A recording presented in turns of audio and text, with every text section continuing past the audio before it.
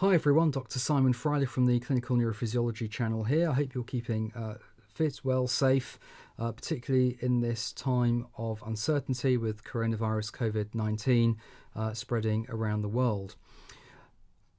I wanted to talk about one point in particular, and only really one point, which is that we've heard a lot in recent weeks about flattening the curve and trying to get the best health outcomes for the largest number of people possible. What's become pretty clear is that the only effective management of this disease is to stop the spread and to basically contain it as much as possible. If we have a look at these famous curves, and I'll just show you some graphics of that now. So if this was the case of corona unabated, and if we're talking about flattening that curve over there, the idea of that being that if you have your healthcare system capacity in the green line over here, if you can flatten it sufficiently, then everyone can get the care that they need.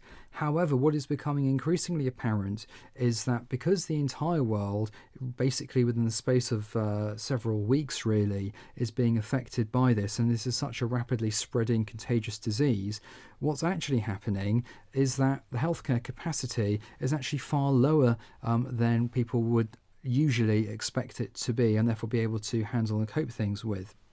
And therefore, the only real way of dealing with an exponentially growing disease is basically by cutting it off at its very knees over here. And therefore, the more you do over here, the smaller that curve can be, and hopefully start reaching underneath that line. Unfortunately, the only real way of being able to achieve this is to do something not that far away from what China did in terms of increased social distancing, which no doubt we will be hearing more about from our respective governments in whichever country you're in the coming weeks and no doubt months. It's incredibly difficult to even begin to fathom what that could mean or what that could look like in Western societies, but that's really something that is unfortunately the only way to manage this particular crisis. Well, in fact, one can't really disaster manage this. One has to really lead it from the front and try and be ahead of the curve rather than trying to constantly catch up with it and try and manage it at various inflection points. So the earlier we intervene in terms of cutting down the number of people affected by it, the better the outcomes will be overall in terms of the number of people affected and, of course, certainly mortality. In terms of people's behaviours, it's really, really important, and I cannot emphasise this enough, to be safe, be kind to people. We're all in this together. It's one world. We're all being affected at the same time, as I've already alluded to, and it doesn't help if we are unpleasant to each other, if we are panic buying.